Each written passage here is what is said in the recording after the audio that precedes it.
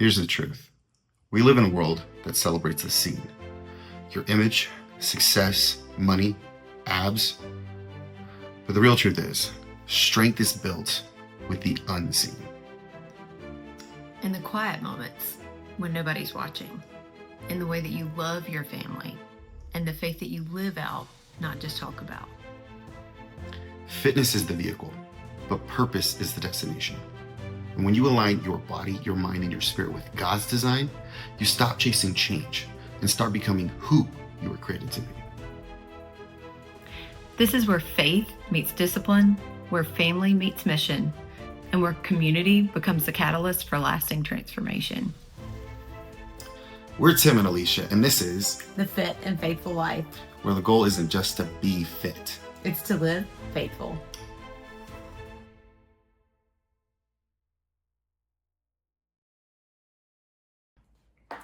Welcome to A Fit and Faithful Life. Today we want to talk about why so many Christian men around like age 30 or whatnot are exhausted, even though they feel like they're doing all the right things, right?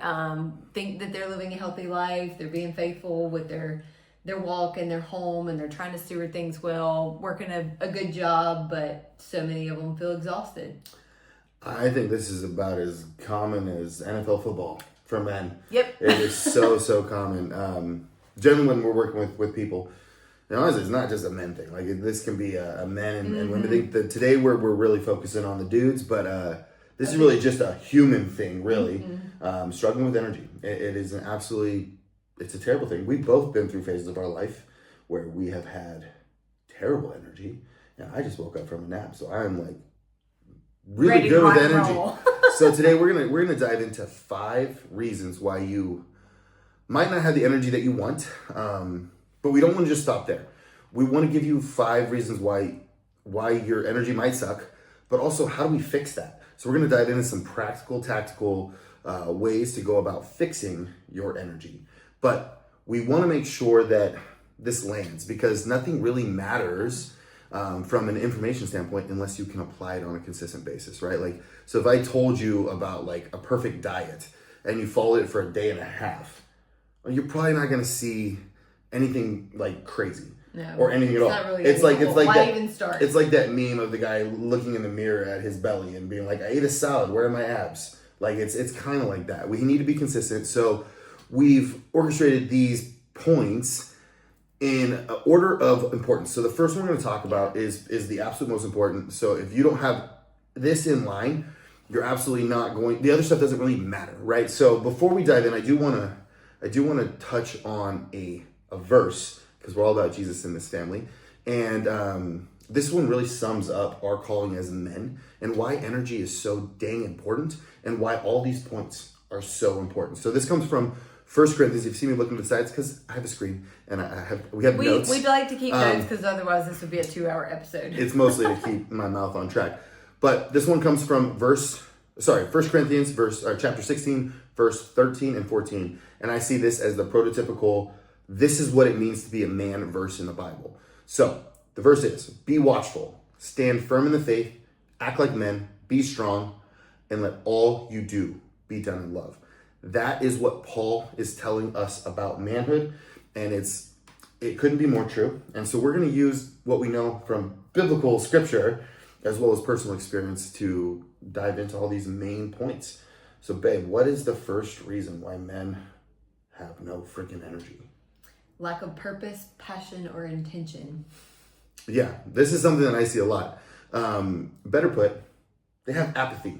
Yeah. They no goal, nothing to work nothing to towards. really get up for them. Yeah. Like, you go through high school, you've got that looming goal of whether it's just to graduate and get out of town, get out from under your parents' house, or maybe you're playing sports and you want to get that scholarship to play, D1 football, whatever that looks like for you. But once you get to college, okay, that goalpost shifts. Now we're trying to graduate with hopefully a degree that will move the goalpost again, which will give us a job. And then once we get to the job, our goalpost changes again to, all right, now I got to find a wife and kids. Hopefully we're doing it in this order, by the way, right? Not kids then wife, but wife and kids. But you get to a point where you've got the wife, you've got the kids, you've got the job, you've also got a few, everything you prayed for. You've got a few raises, and you're like, things are cool. Like But we're pretty good. We're set, right? We're making good money. Everything's comfortable. So now you're on maintenance mode, just kind of coasting. Well, if you're coasting, like, what's the reason to get up in the morning? You know, other than just doing the bare minimum to not go backwards. And one of the things that an old business mentor kept like just throwing at us all the time was if you're not growing, you're dying. Like you're moving one direction. There or is another. no There's such thing as staying maintenance. still. No, Yes. you're either growing or you're regression. sliding back. It's there's the only two directions. So I feel like this is the foundational like reason why men are tired or people are tired in general. So we have nothing compelling to keep us moving forward. Yeah. How do you feel about that? No, it's so on point. We see this a lot in just coaching people that a lot of times they have to pick a race or something that's got an end date to it to like work towards, because those days, and they're going to be those days that you have a hard time, you don't want to, you don't feel like it, the weather's not cooperating. There's always going to be life that happens that keeps us from wanting to do things. And it's the same. That's why people that when they retire, the ones that still live for 20, 30 years after, are the ones that serve in their community. They still they're super active. The ones that sit at home and just like watch TV, they decline. Their health, their mental health, like everything. That is super, and literally they die sooner. They do. Because if you think about, like, I'll use my grandpa Richard, who just passed away last year, as an example. He worked until he was about 55, almost 60, and he had a massive heart attack. And they were like, "Hey, he worked in the mills." And this is a little bit of an old industry that most of you guys aren't familiar with. But that wood that builds your houses, it didn't just like grow that way. Like people cut it down, and people also milled it and planed it into lumber. My grandpa worked in the mills for, my gosh, since he was like 24 years old, like a vast majority of his life. Well, he retired, and once he retired, because he couldn't handle the stress of that job anymore after having a heart attack, all he did was he just chilled at home and watched Fox News and drank his scotch and chewed his Copenhagen, and it was just a very very rapid decline of his health the moment he stopped working.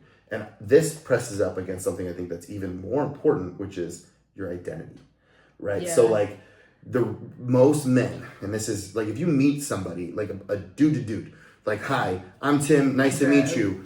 Hi, I'm so-and-so." We like to identify ourselves with what we do. "I'm Tim, I'm the coach." You know, I'm Richard, I'm the sawmill manager. Like, we identify, even if you look at like medieval times, like, "I'm so-and-so, son of so-and-so, the blacksmith."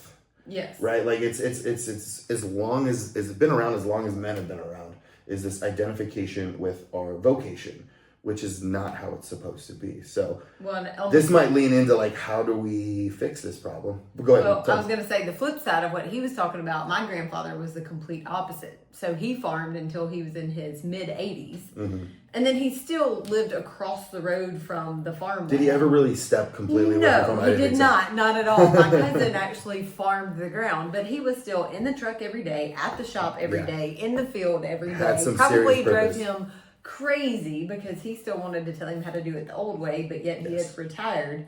But he still, because he kept the same schedule. We talk about be boring, like do the same things. He still got up and ate his breakfast at the same time, got outside at the same time, made his rounds at the same time. My grandfather took a nap every single afternoon, and then he would go back out and do some more work, come in, eat dinner, watch the news. Like 10 o'clock news was the last thing, and then he went to bed.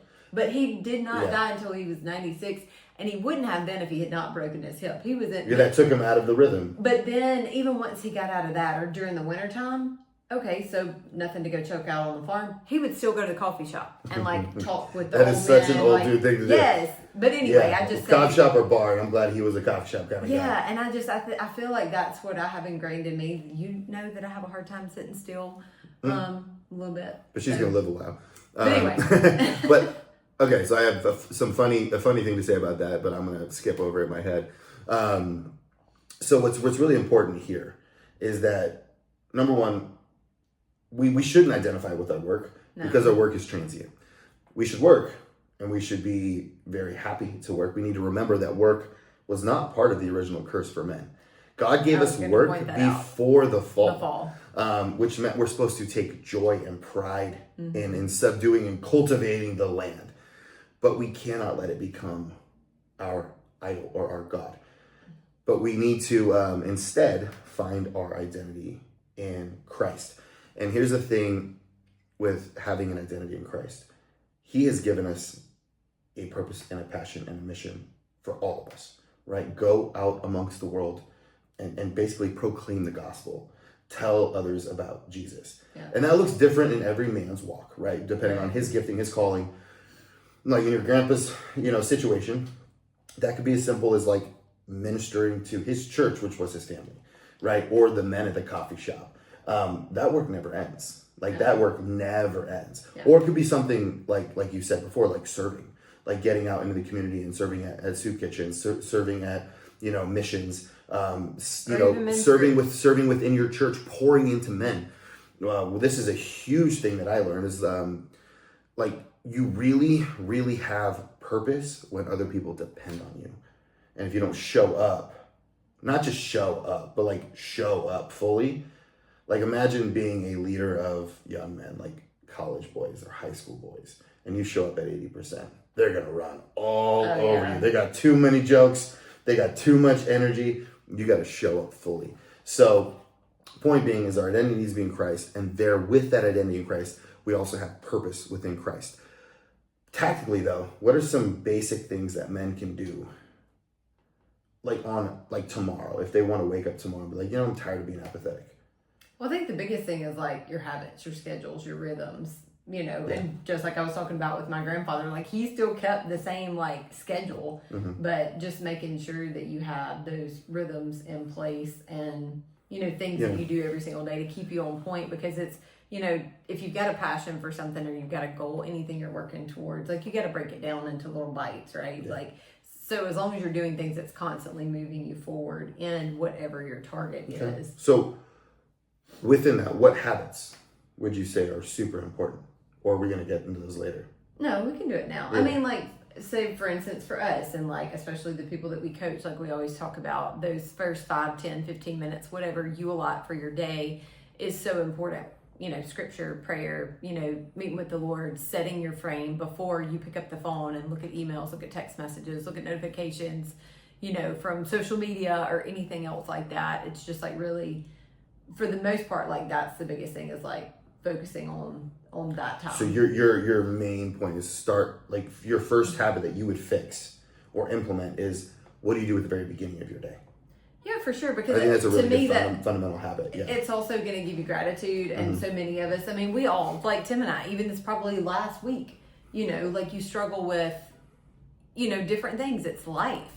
And when we start our day that way, it helps us to be a little more grateful. It helps us to surrender the outcome and trust somebody that's already gone before us and knows, what's in store. Yeah. And to me, like that gives a lot of peace so that you can kind of breathe. Yeah. And then no matter what's thrown at you, let's face it, we're at the holidays now. It's November. We just went through Thanksgiving.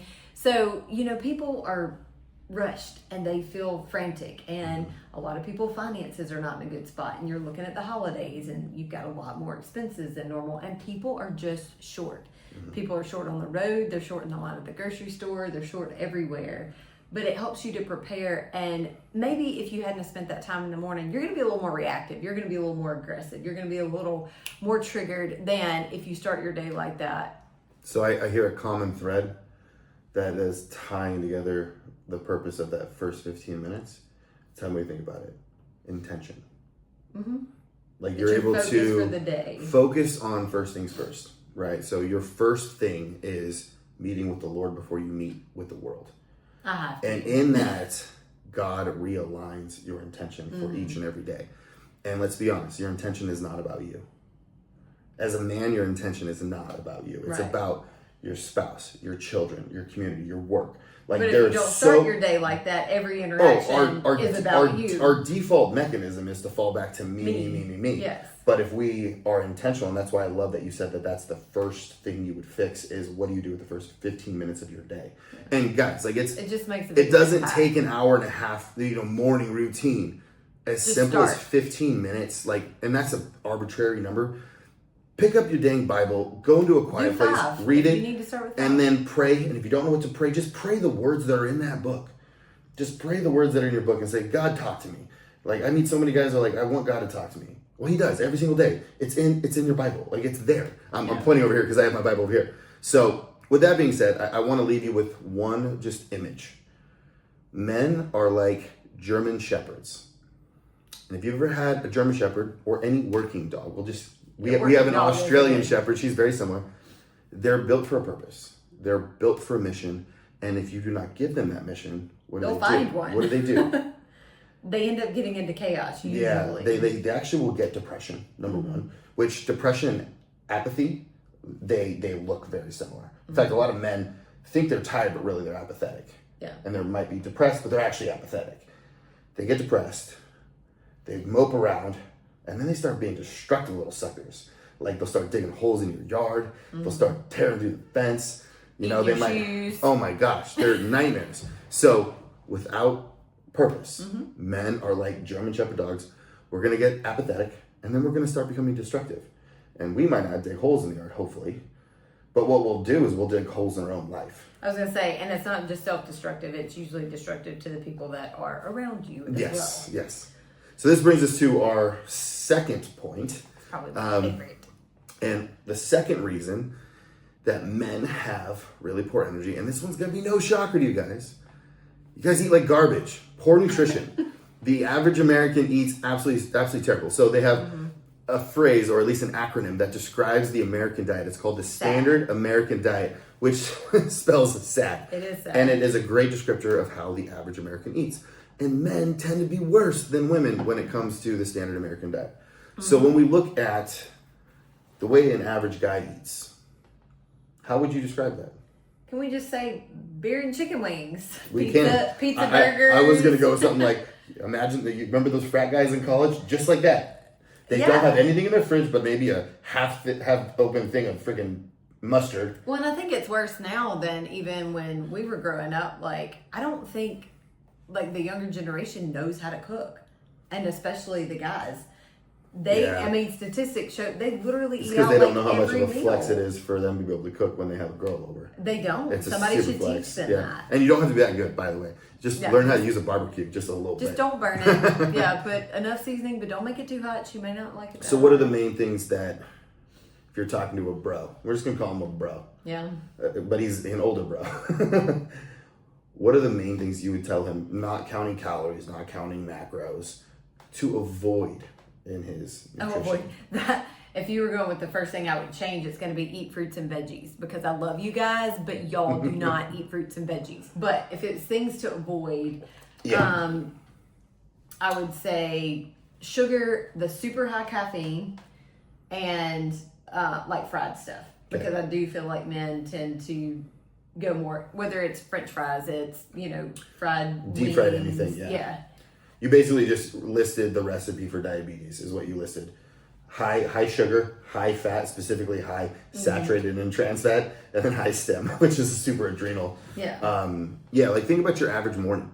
Like, the average dude, when he wakes up in the morning, if he eats breakfast at all, it's always something quick grab and go. Like, and probably from the gas station. A bar, donut. But what's one thing he always grabs?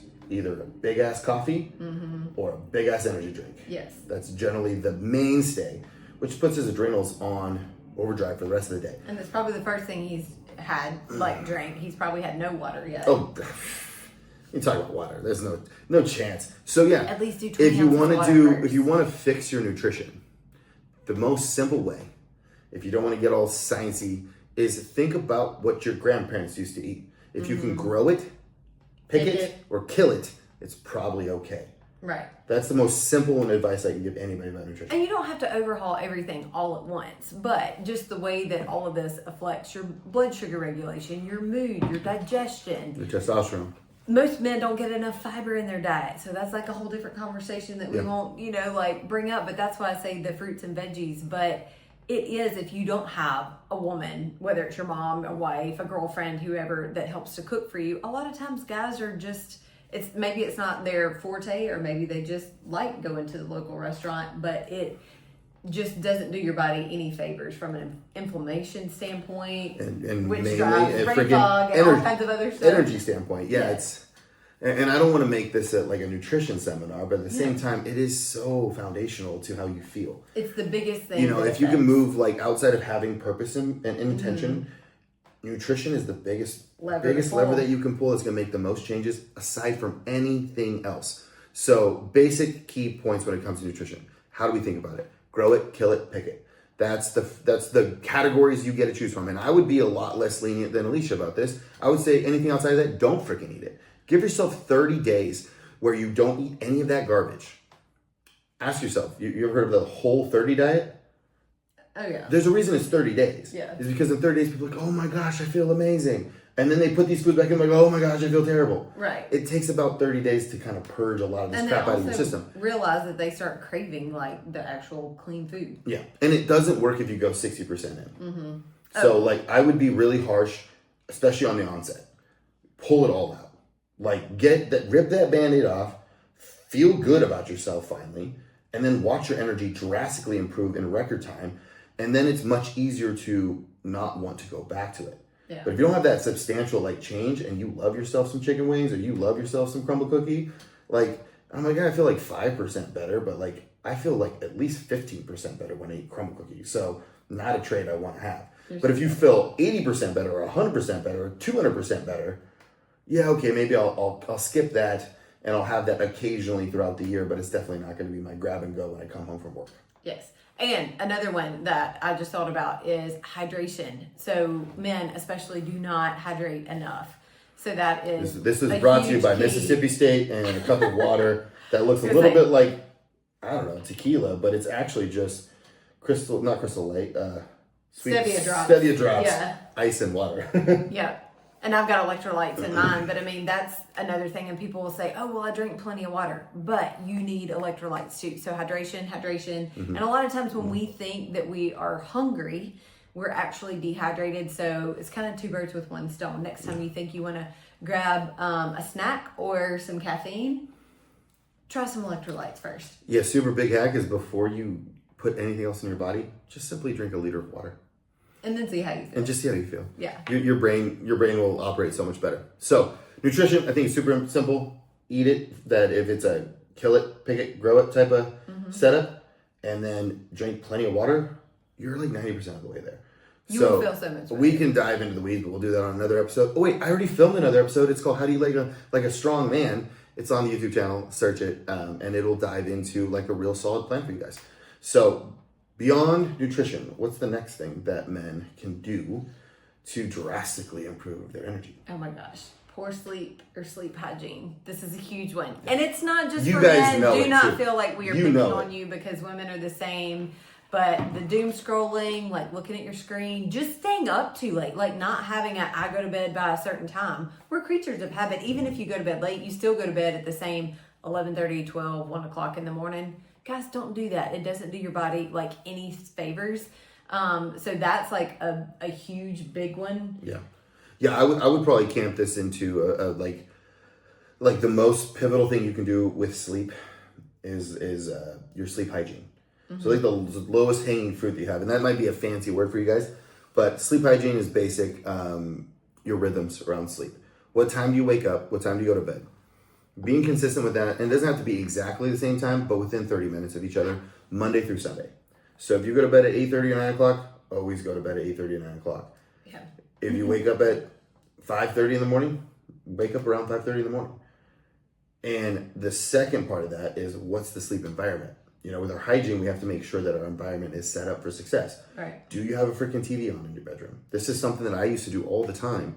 And it was something that would actually like drown out the anxiety in my brain because my brain was overstimulated. And when we removed the TV from the room, guess what? Sleep improved. But the main thing that's happening with the screens, I'm using TV as an example, but it's any screen. Your phone is probably your worst enemy when it comes to sleep. It's the blue light that comes off of the screen. So the blue light, it actually stimulates cortisol release within our brain. And cortisol is the antagonist to melatonin. Melatonin being kind of the sleep neurotransmitter. Cortisol, the hey, wake up, go kill something, eat something neurotransmitter or hormone. So we definitely don't want that spiking before we go to bed. It's giving our brain mixed signals. So we want to make sure we're eliminating blue light. Now, if you are someone who likes to watch a show like I do before I go to Get you bed. some of those. Get those dang nerdy blue blocker yeah. shades. Like they're pretty awesome, except for the way they look. Kind of makes Tim look like he's back in the 70s. Yeah, or I might be like Personally. a hippie. Other than you look at me like he's definitely not a hippie. So main thing is we need to control the environment. So no blue light, no screens. Second, it needs to be quiet. Yep. Right. And if you have neighbors, just yell at them a little bit. Or earplugs or whatever. Earplugs, white noise. That's another really good one. We want to make sure that the temperature's I was correct. going to say cool. We ideally Sleep between environment. about 65 and 70 degrees has been shown. I like it a little colder than that, but I'm from Montana. We're in the 50s. I have all 65, an extra yeah. blanket. 58. It's barely in the 50s, or at least that's what the thermometer says. I Rue disagree. even gets cold and she gets up on the bed with my blanket She would and do we that if it was share it. 85 degrees. She just loves her blanket, even though it's your blanket. I was going to say our, but I will let her claim. So, But anyway. blue light, we need to have it quiet. We need to have the temperature set, ideally between at least 65 and 70. That's kind of like a sweet spot. It needs to be dark. Right, so make sure you don't have like night lights on. You don't have, light coming in like out of the kitchen. Make sure that your room is dark. Yeah. And then second, make sure that you're comfortable. Your room should be a place for two things. Well, three. Three things. The S's. You want to say them? Because I'm trying to remember. It's like sleep, sex, and sickness. Yes, yeah. I forgot the sickness part. Yeah. I was going to say just sleeping and sexing. Sickness. Yeah, can't you forget don't want it to be a place of stress by any means. So Yeah. don't bring your laptop into bed and work in bed. You want to associate your bed with this Those is the three time things for only. all those things. Your brain is incredibly Pavlovian by nature, and I mean that by like Pavlov's dog. If we set up this rhythm where it's consistent, you'll notice you just start getting tired around the same time. You do. And Because your as brain soon as has been the trained house, like a German cools off. Shepherd. Yeah. Like a German Shepherd has been trained that when this happens, we sleep. And nobody's more regimented besides Tim than Rue. We talked about that this morning, actually. She's regimented because of me, because she just mimics whatever I do. And one more point that I wanted to say on this, and yes, guys, I do harp on caffeine all the time because I see how much it affects people.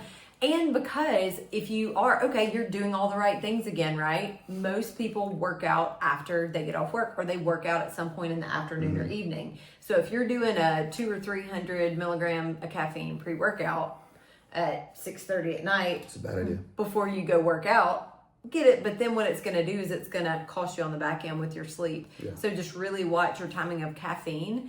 A lot of people, I say, try not to have it after, noon or even like 2 p.m., depending on your caffeine sensitivity. I metabolize it really fast. I can have it later in the day, but I still try to avoid I'm on it. the opposite But end that's of that another spectrum. thing that can really, Yeah, it's quick Put you to little sleep. thing to point out is that caffeine's half-life is like 6 hours. So even if you're a normal metabolizer of caffeine, even if you don't feel the caffeine in your system anymore, it's still active for at least 6 hours. It's active for like 12. But at 6 hours, that's the half-life means if you took 300 milligrams of caffeine, 150 it's still very active in your body, in your bloodstream. yeah. At 6 hours post-consumption of caffeine. So if we're doing that pre-workout, like you said, at 6, what time is 6 hours later? Midnight. Right. And 150, we'll just say because the average pre-workout is about 300, we still got another 6 hours until that goes back down to close to zero. And now we serve to you wired and tired. Yes, you're setting yourself up for failure. All right, let's move on. Outside of sleep, nutrition, intentionality, and purpose, what's the next biggest thing that is the reason why men have terrible energy? Poor body composition. And it affects What are you saying by body everything. composition? Just like skip right through the bush. Well, I mean, I don't have a term for it, but Fat. just, I was gonna say not Fat, muscle. too much fat, not Yeah, enough muscle. Not Yeah. enough muscle. Yeah, Yeah. And why would you say that this is such a big driver of energy? Because it affects so much with our hormones, our blood sugar, everything. Yeah. Well, I just want to paint this picture before going into any physiology. Is imagine, like, we're not going to say her weight on camera, but it ain't that much. We'll just say that. But imagine if I strapped a 50-pound weight vest to you. That weight vest is not doing anything to help you lift yourself up. It's just extra weight on top of your body. And I told you have to carry it around doing everything. It's more tiresome. Yeah, literally by definition, takes it's more harder energy. work to Yeah. walk your butt around. But like, let's say I put a 25-pound weight vest on you, but that weight vest somehow magically just gave you more strength. It helped you lift yourself up. I'm talking about muscle. I knew what you were talking about. How much easier would that be to walk around? To have So much extra easier help? because you have less body fat, more muscle that's actually doing the work. Like it just on a base level, it makes everything easier to have more muscle and less fat. And that's not even going into inflammation, hormonal changes, like Yeah, there's so or many even different confidence. things. Like there's a lot to break down here. And I want you to cover like the testosterone Yeah. and all of that. Yeah, so and honestly, I'd like to talk about this like after the basic stuff because a lot of men like to jump straight to like, oh, I'm low T. Well, you're probably low Let's T look because at sleep, nutrition, these other things first. and increase and improving body composition. All of You these can will increase most. natural testosterone. I'm talking with a lot about of- like 80-90% of men that have low T, if they fix these things, they don't need testosterone replacement therapy anymore. I've seen men come with just clinically very low testosterone, fix their body composition, and fix their nutrition, fix their sleep, their stress, and bam, when you know it, they're right in the middle of the bell curve and they feel like they're on steroids because their body's where it should be because it's cranking out the amount of testosterone that it should be. So I don't like to talk about that as like a first line of defense because I feel like that's what a lot of TRT clinics do. Natural. That's Yes. what I was saying. Yeah, yeah. Because it does. When you aren't doing the healthy habits and your body doesn't naturally produce what it needs to, and it affects everything like energy, like libido, like your mood, so many things. Well, and when I was in just basic high school biology, we learned about muscle, fat, like all of these things, and fat was taught as simply just a storage mechanism for energy in your body. Right? You eat too much, it's going to store it off for body fat in case there's a famine that comes around. Now you can subsist off your own body fat. So it's seen as a very innocuous, like tissue on your body. Didn't do anything. Well, that's absolutely not true. It's actually categorized as an endocrine organ. And your endocrine system is a hormonal system of our body. Your adipose tissue, which if you hear the word adipose, that really just means body fat. It actually is an active tissue that produces enzymes and hormones and sends signals to our body. But a lot of times it's not the good signals, right? So the main thing that it does when it comes to a male's body is it will actually convert our testosterone through what's called the aromatase enzyme into estrogen at a higher rate than somebody that's lower body fat. So if you produce... That's why you see men that have higher body fat, like with man boobs. You'll get and things like that. gynecomastia, It's even in puberty, you'll see that with chubby boys, It's very, very bad. And so it almost perpetuates the cycle because when estrogen is elevated in a male, and even in a female, if it's elevated too high, it perpetuates the gain of body fat and fluid and actually degrades the amount of muscle tissue we have. So when you think about it, you're effectively turning yourself into, like slowly into a female if your body fat is creeping up and up and up. So that is a big reason. And I think hopefully that hits home for men because we really care about that stuff. Yeah. We don't want to have, we don't want to have, to use your words, man boobs. Yeah. Gyno does not look good on any dude. But the other thing that's very important to note is it also increases cytokine production in our body as well. So cytokines are basically an inflammatory immune response. So when you are holding too much body fat or you put on body fat, your total systemic inflammation will go up. And inflammation, one of the first things people notice with inflammation, brain fog. Yep. They feel just like they're walking through the mud every single day. There's a reason that we covered these in the order that we did. If you notice, you've got nutrition, you've got sleep hygiene, and what I can tell you is when you clean those two up, like when you're getting adequate sleep at night, you're going to eat better the next day. When we're staying up super late at night, I don't know anybody that went out and went drinking or just stayed up till 2:00 in the morning that the next morning wants, eggs and turkey bacon. I've never once craved chicken They always when want I'm to tired go- and Yeah, hungover. they always want to go get the high sugary breakfast or the super high, caloric breakfast. And it's not their fault. No, That's like physiologically your wired in your body brain. is telling you that. Because when you're underslept and under recovered, your cortisol is naturally going to be higher. And guess what counteracts cortisol? Eating high sugar and high fat. Right. And it does that not in the best way because it spikes insulin. And insulin is the antagonistic hormone to cortisol. So I just wanted to point that out Yeah. because if we do these in this order, it's going to help you. And when you get to this point, that's going to be even easier. And I think it's important to note when I say we need to improve body composition, I'm not saying you need to be like Mr. Bodybuilder and have 6-pack abs. Like a good body fat percentage for most men is going to be somewhere in that like 12 to 16% body fat, which what that looks like realistically is you can tell you got some muscles. Yeah. You're not ripped to shreds. You don't have like veins everywhere. Arms. You don't even look like me. But you're going to have at least a flat stomach with some outline definition of your abdominal wall. That's about that 12% range, 12 to 16% range, depending on where you hold your body fat. And in that range, most men are freaking optimal. Their sleep is great. Their energy is good. Their strength is through the roof. Like your hormones are perfect. So that's what we're looking for here. We're not looking for shredded. We're looking for a good, healthy. It's actually called the athletic range of body composition. Yeah. So yeah, outside of that, first of all, we talk about body composition. I think it's important to get the female side of this because I think men also care about this. As a wife, like let's play this scenario out because it hasn't happened in real life. But let's say I had a season where I let myself full dad bod. What's your attraction level to me in that season? Physically, like sexual. We're just going to talk about sexual because of just the way that I grew up. But be real with me. It would definitely affect. We've talked about this before. Attraction. Yeah. That's why I'm married. That's why I'm comfortable asking this question on camera because I know what you feel about this. Now, let's say I did that. And it's not a vanity thing.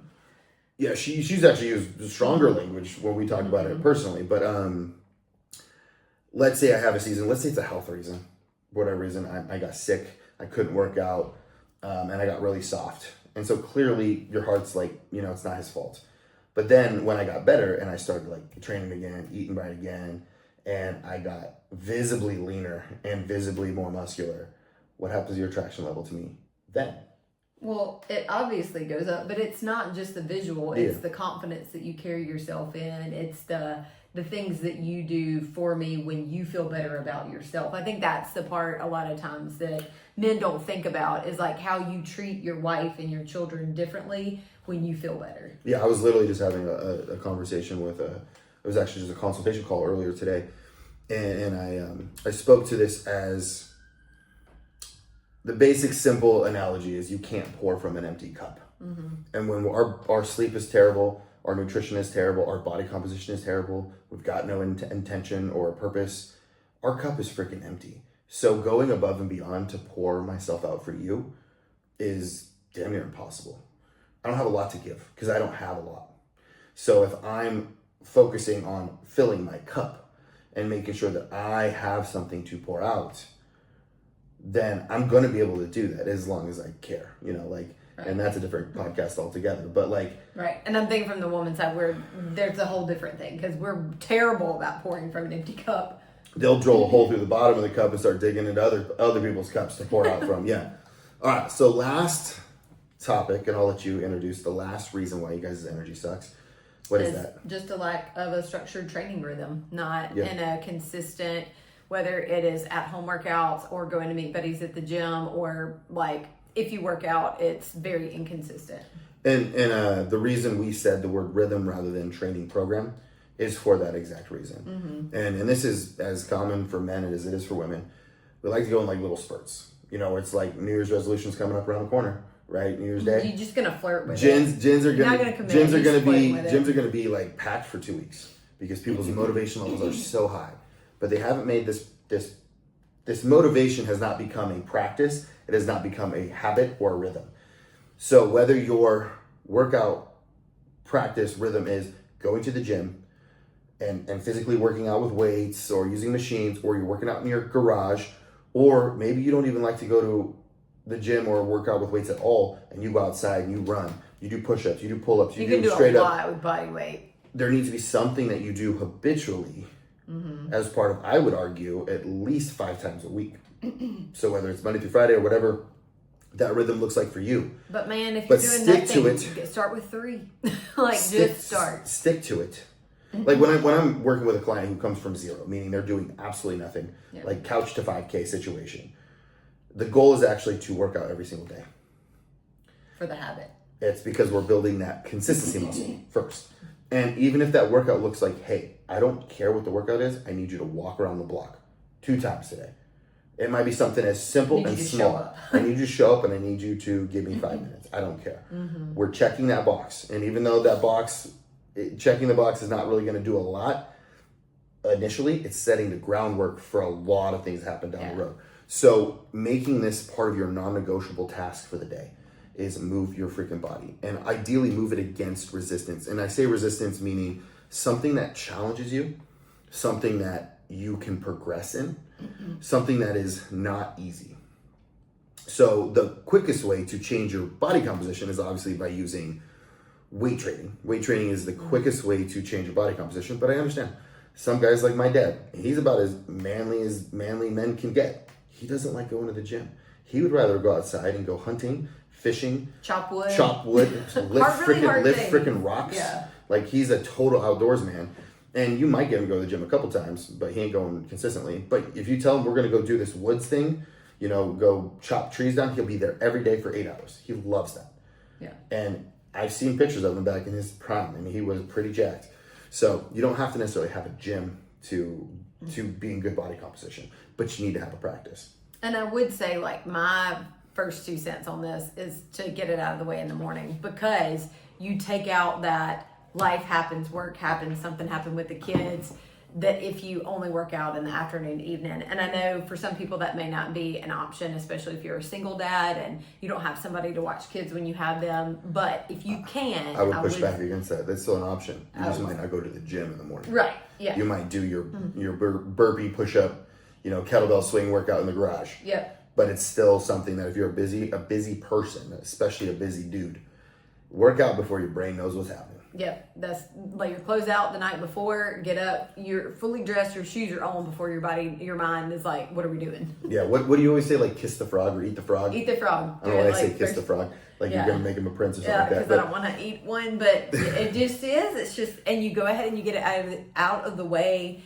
And then for me, I just breathe better throughout the day. I feel like my body and all the cells are more oxygenated.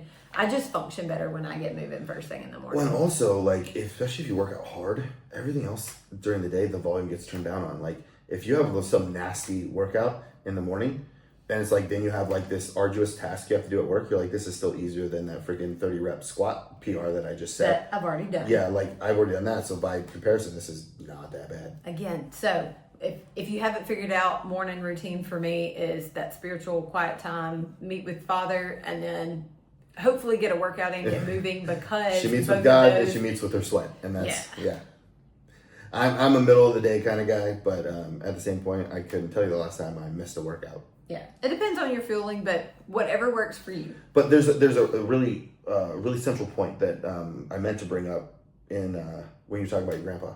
As you mentioned, he kept saying, like, do the boring things, right? And he didn't say that. I'm just saying, because he did that like literally to the day he died. But here's a commonality. I guarantee he loved what he did. Even if it was like eating the same thing for breakfast. Like, if you fall in love with the process and the habits that it takes to be successful, you're not going to want to skip it. It's like, we talk to our clients about this all the time. Like, hey, if you hate this meal that you're eating, let's make a meal that freaking tastes good. So that way you're looking forward to that dinner that is also healthy, but it also tastes good. So you're not like, when do I get a cheat? Yep. Same with your workouts. Like, you should be doing workouts you freaking like, right? Like, like I said, that's why I brought up, like, if you don't like to go to the gym, don't freaking go to the gym. Like, if you don't like it, find something you do like to do. The best workout program is the one you're going to freaking stick to. So I think that's super important. It's not boring when you love it. Yeah. And that's why I don't miss workouts. It's not because I'm a superhuman. It's because I love to train with weights. It's one of my favorite things in the world to do. So of course I'm not going to miss that. That's my top 3 or 4 things in the world that I love. So, any closing thoughts on men and energy? I guess the only thing that I would really say is the way that you take care of your body filters over into every other area of your life, and those closest to you are going to feel it the most. And I don't know a single man, especially who's married, who doesn't want to show up well and doesn't want to lead well. Mm-hmm. So if you are not confident, if you don't feel good in whatever that is, in your job, in your marriage, whatever, one of the most impactful things that you can do is take charge of this. Yeah. I think it's important to know that obviously it's healthy. We know it's healthy to be strong, to eat correctly, to have good sleep hygiene, to start your day with intention. But it's deeper than that. We're called to, man. We're called to do this. Physical strength, though it's not as important as spiritual strength, is still important. When we refer back to that verse, be firm in the faith, be strong, act like men, do all that you do in love. The act like men is the hub. Everything around that are the spokes that tell us how to act like men. Be strong was put in there for a reason. God put that in there for a reason, because we have certain instructions on how to be a man. And this physical strength, yes, it will make you feel better. You will be have better energy. You'll have better confidence. But more importantly, God is calling us to be protectors and providers for our family. So if we are weak mentally, physically, spiritually, we are not going to be able to show up, especially when they need us. And I don't know how many men that I've worked with that when I first met them, if an invader broke into their house, they lose. And let's say they snatch your kid and run down the parking lot, they'd have a heart attack before they caught them. So they had to step up. They had to do something about it. And this is a big reason why we actually started the Forged Man Method, which is an all-encompassing training program that I put men through, literally detailing their spiritual walk. What is their spiritual practice every single day? What's their nutritional practice? What is their rhythms of the day? So when are you waking up? When you go to bed? What is your physical practice? Like, how is your training? And how are you progressing within that? And then the other component that we didn't talk about, which I think is equally as important, is brotherhood, community. This is why CrossFit, High Rocks, and so many other fitness cults are so freaking popular and hard to leave, is because you develop this community with other like-minded people. So within the Forged Man Method, we have this ethos that iron sharpens iron. And I was listening to a sermon not too long ago, and it was Joby, and he was talking about the imagery of iron sharpening iron. Well, if you think about the actual way you sharpen a sword, it's not with another sword.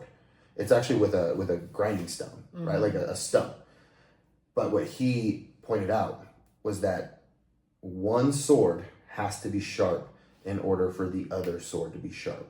And it's violent, and it's purposeful, and it's loud. So when you are like iron sharpening iron is the imagery of one man who is sharp, training another man who maybe isn't as sharp to sharpen his blade. And it's not comfortable. It's not easy, and it's not quiet, but it works. And then when that man's sword is sharpened, he turns around and he sharpens another man's sword. And that's literally what Jesus calls us to do. Like, be disciples, but then make disciples that make disciples. And that's what we do at the Forged Man Method. So if you are interested, check out, it's all the information is in the description box below. Check us out at fitcoupleu.com or send us an email at fitcoupleu@gmail.com. Lots of .coms. Yep. Check us out on Instagram at fitcoupleu. Try to make it really simple. Easy. We try to make it really just easy. Just the letter U, Just not the word. Like university. Just the same as it is on our Instagram page. And then if you wouldn't mind, give us a like, a comment, and a subscribe, because we are trying to reach as many Christian men as we can. Because we believe that if we can raise up and strengthen the Christian man in a household, everybody flourishes. Everybody wins. And if he does not, everybody suffers. So we'll leave you with that. Thank you guys for tuning in, and we will see you guys next week time on the Fit and Faithful Life.